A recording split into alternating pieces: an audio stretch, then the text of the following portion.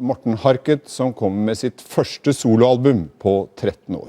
I dagene som kommer spiller han for utsolgte hus. Her fra lydprøven på Rockefeller, der Morten Harket spiller i kveld.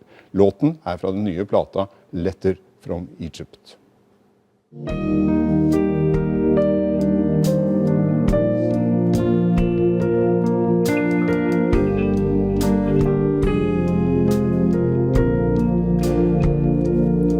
Can I see you for a moment? Can I sit with you a while? I know it's late, but everything is late. All my life I've been a drifter, and that's how you know me too. I've never seen tomorrow's view. Morten Harket, velkommen hit. Takk for det. Er det deilig å ha sluppet et nytt album? Ja, det er det. Kanskje særlig akkurat dette, for da har jeg ventet så lenge på et eller annet vis. Jeg har jo ikke ventet i 13 år med dette materialet, men det er altså 13 år siden jeg gjorde forrige ordentlige soloplate, liksom. Så det er litt merkelig. Jeg har sett at du har sagt at du har jobbet veldig intens med det siste året, eller et års tid. Ja, det er normalt. Altså det var først da jeg gikk i studio med det materialet som det endte opp med å bli nå, da. Det hadde ikke blitt den samme platen hvis jeg hadde gjort dette for 10 år siden.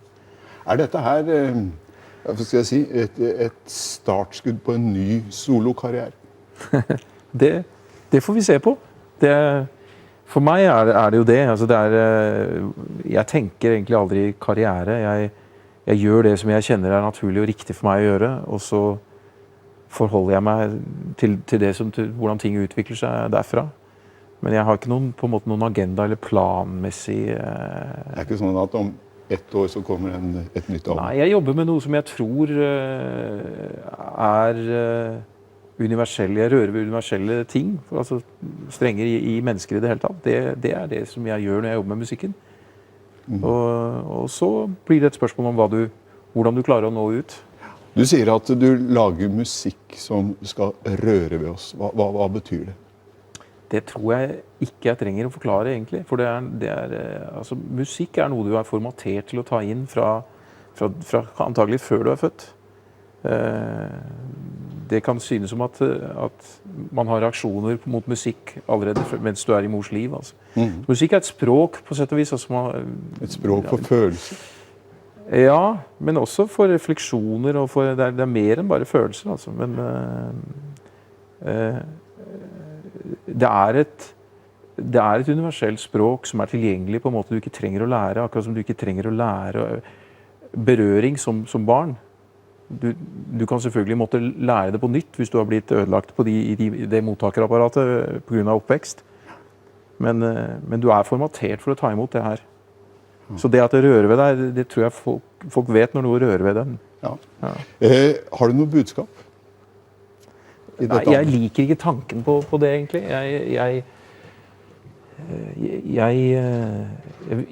Det jeg tror på er hva som bor i oss alle, egentlig. Jeg liker hvis jeg kan være med å stimulere til at man oppdager seg selv, og oppdager ting selv, da.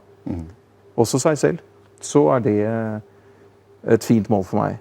Men å fortelle folk hva de skal gjøre, hva jeg synes de skal gjøre, det kan jeg gjøre i en eller annen politisk debatt, for eksempel, om hvordan vi bør gjøre ting. Da kan jeg ha synspunkter og meninger. Men ikke gjennom musikken. Det finnes unntak.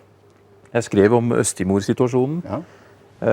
Det er jo da en følelsesmessig reaksjon fra min side, egentlig. Men jeg liker bare ikke propaganda mentalitet. Men berører det ikke det som skjer i Østimor den gangen? Hva med Burma, hva med Kina? Selvfølgelig. Det er forferdelig provoserende.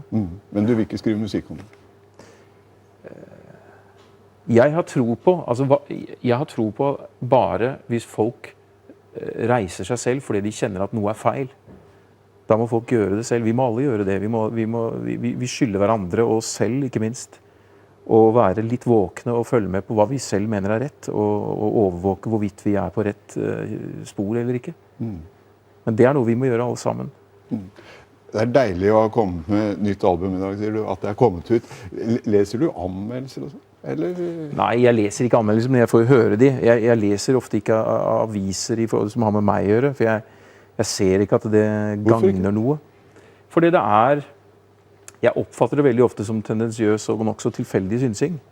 Og da må jeg bare spørre meg selv om det er riktig å bruke min tid på det, eller om jeg er bedre tjent med det jeg syns jeg kanskje kan gjøre noe med i positiv forstand.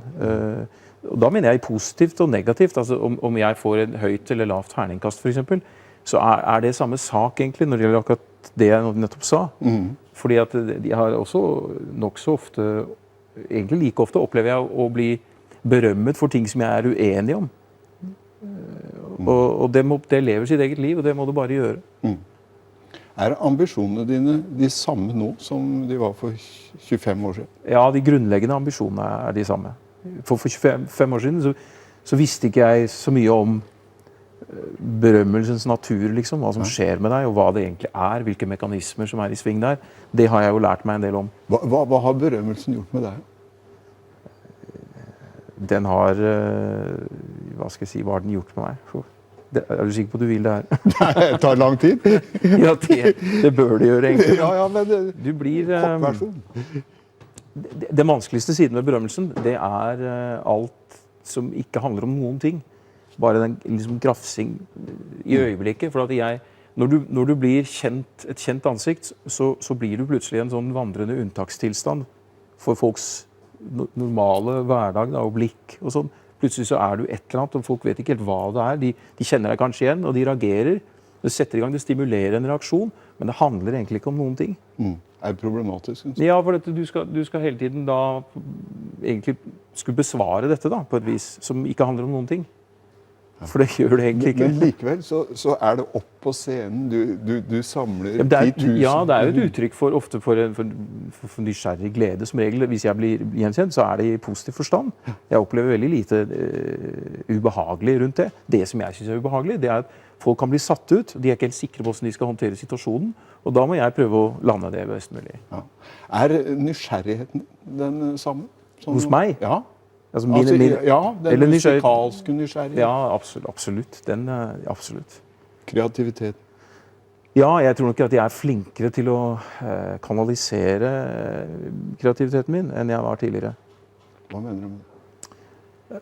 Jeg er kanskje bedre til å gripe tak i noe når jeg fornemmer det, og holde fast ved det. Holde fast ved det bitte lille frøet av noe som er annerledes enn det andre. Og ikke slippe det, og la det få lov til å komme fram. Hvis du skal være kreativ, så må du bli flink til å holde munn selv. Du blir flink til å sette deg selv i baksetet litt, og la ting få lov å vise hva det er. Det er en helt egen prosess. Det er en fantastisk prosess, rett og slett. Veldig spennende. Å sette seg i baksetet. Ja. Og se. Ja. Altså, du må holde munn, rett og slett. Ikke la fordommen og forutinntattheten styre løpet, men la det lille som beveger seg der få lov til å vise hva det er. Dere kommer til å spille nå for 10 000 i tida fremover, og har gjort det gjennom alle år. Er fansen annerledes nå enn hva før? Er det andre? Ja, ting forandrer seg jo noen grad, fordi selv om jeg har det med å blande språk litt, basically, skulle jeg til å si. Grunnleggende er det det samme. Grunnleggende er det samme, men samtidig så er det jo en del mennesker vi etter hvert ikke kan unngå å kjenne igjen etter 25 år. Noen har jo hengt i like lenge som oss, for å si det sånn. Så det blir jo litt morsomt etter hvert. Vi har vært gjennom mange faser, og du møter en del av de samme ansiktene fordi du har sett de så mange ganger, og det er helt utrolig, det er jo uforståelig for oss. At de henger med på den måten. Men det er klart at samtidig så henger det jo ikke bare sammen med oss. Det henger sammen med et nettverk kanskje som har oppstått, av venner. Men nå snakker jeg om die hard fans, altså. Snakker jeg om den helt lille klikken. Ja.